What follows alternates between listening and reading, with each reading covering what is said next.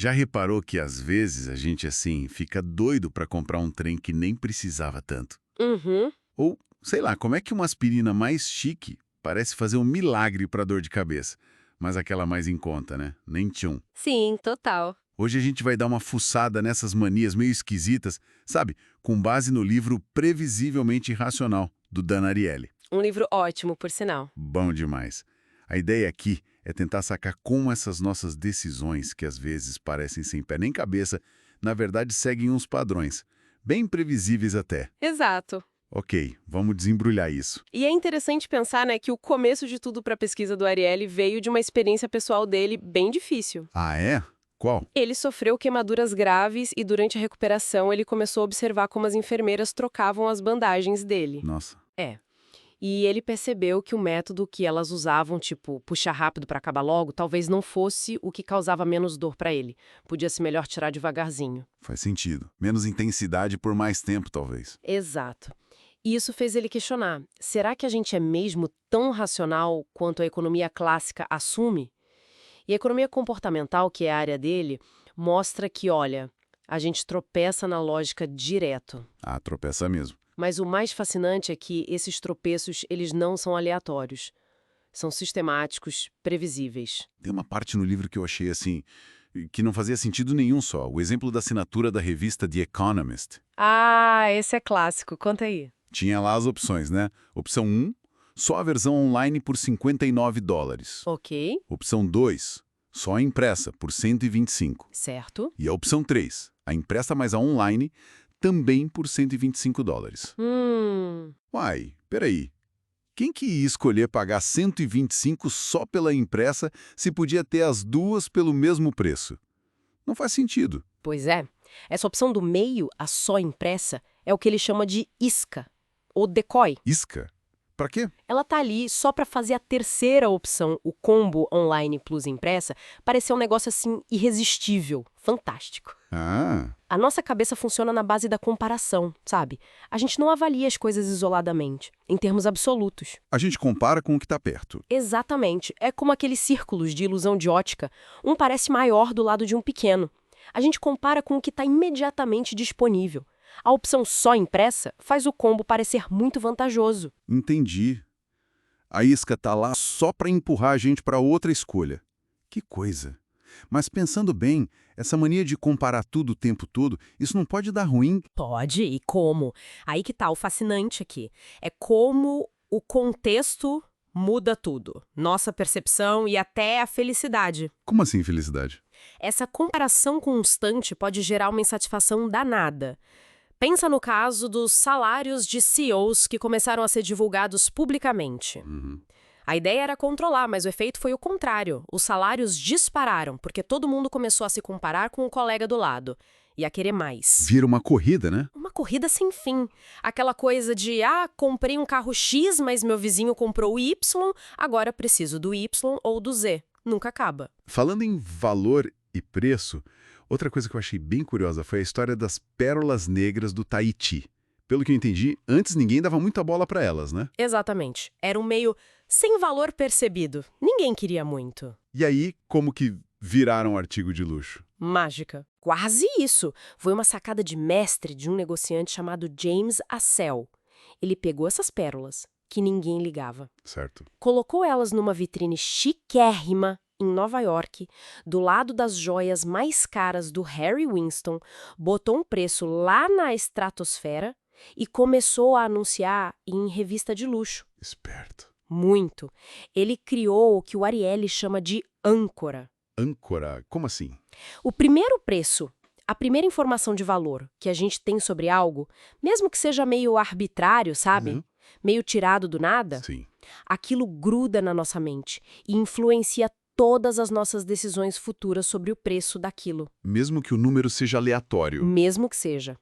Tem um experimento famoso dele, onde ele pediu para os alunos anotarem os 2 últimos dígitos do CPF deles. Um número totalmente arbitrário para eles. Tá. E depois perguntou quanto eles pagariam por uns produtos simples, tipo vinho, chocolate. Adivinha? Não me diga que o número do CPF influenciou. Influenciou. Quem tinha os dígitos mais altos estava disposto a pagar mais pelos produtos. É a ancoragem em ação. Que doideira total. Quer dizer que essa primeira âncora define o preço para sempre na nossa cabeça? Tipo, ferrou. Não é bem para sempre, mas ela cria o que ele chama de coerência arbitrária. Coerência arbitrária. Explica isso. O preço inicial, a âncora, pode ser arbitrário, sem muita lógica mesmo. Mas uma vez que essa âncora está fixada na nossa mente, as nossas decisões seguintes sobre aquele produto ou produtos parecidos tendem a ser coerentes com aquela primeira âncora. Ah, entendi. A gente tenta fazer sentido a partir daquele ponto inicial. Exato. Olha o exemplo do Starbucks que ele cita.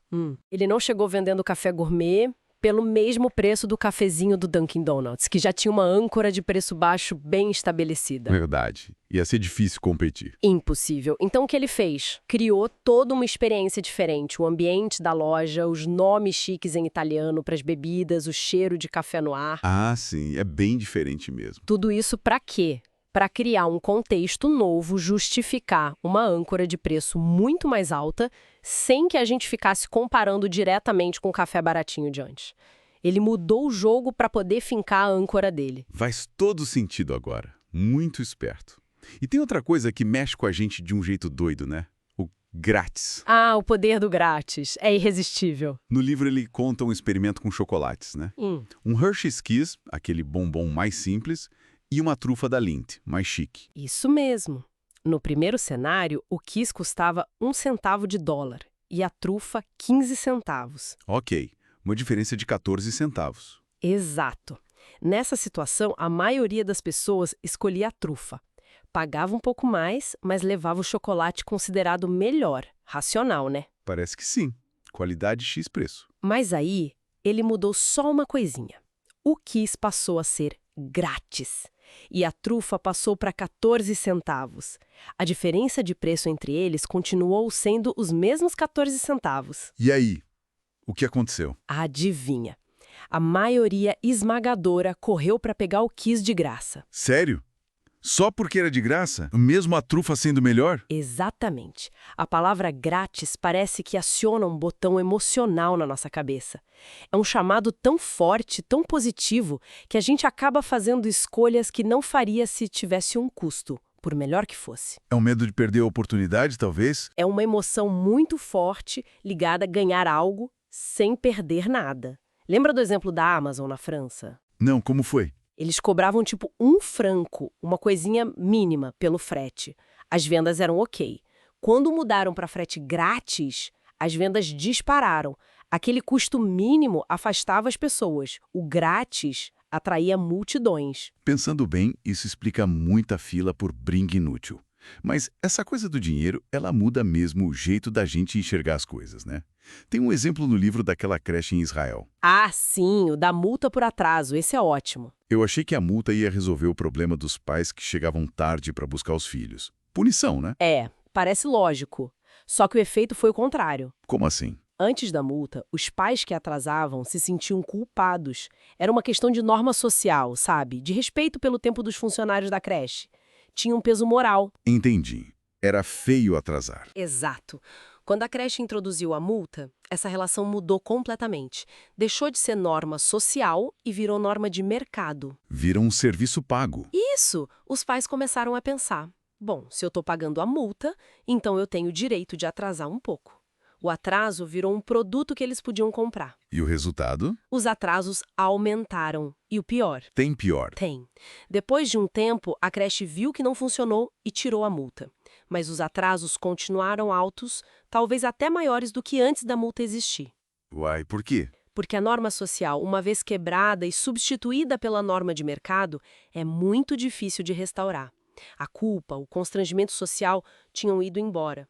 Isso levanta uma questão bem importante. Qual? Sobre os perigos de misturar dinheiro, normas de mercado, com relações sociais. Às vezes, introduzir um pagamento onde antes havia boa vontade ou senso de comunidade pode estragar a relação de forma duradoura. Tipo no trabalho, um bônus em dinheiro versus um reconhecimento diferente. Exatamente. Às vezes, um presente pensado, um reconhecimento público, um dia de folga que operam na esfera social podem motivar e engajar muito mais do que simplesmente dar um dinheiro extra, que pode transformar a relação em puramente transacional. Nossa, faz muito sentido. Então, para juntar os pedaços aqui, a gente vive se comparando com o que está do lado, se agarra nos preços iniciais que nem sempre tem lógica, as tais âncoras, Isso. cai na lábia do grátis como se não houvesse amanhã, Total. e ainda confunde as regras do jogo social com as regras do mercado, como na creche. Ou seja, a gente está longe de ser aquelas máquinas de lógica que a gente às vezes pensa que é. Longe mesmo. Mas, e esse é o ponto central do Ariely, essa nossa irracionalidade toda, ela não é caótica, não é aleatória. Ela tem método, tem padrões, é previsível. Previsivelmente irracional. O título do livro. Exatamente. E entender esses padrões pode ser uma ferramenta poderosa, uma mão na roda mesmo. Como assim? Ajuda a gente a perceber quando está caindo numa dessas armadilhas de marketing, por exemplo. Ajuda a tomar decisões um pouquinho mais conscientes, talvez, e até entender melhor por que as pessoas e nós mesmos agimos de certas formas em certas situações. Entendi. É quase como ter um manual das nossas próprias esquisitices. É por aí. Reconhecer os padrões é o primeiro passo para quem sabe fazer escolhas melhores. Então, fica aqui uma última coisinha para a gente pensar, né? Se essa nossa falta de lógica é tão previsível que tem empresa usando isso o tempo todo para vender mais, será que a gente não poderia usar esse conhecimento para o nosso próprio bem?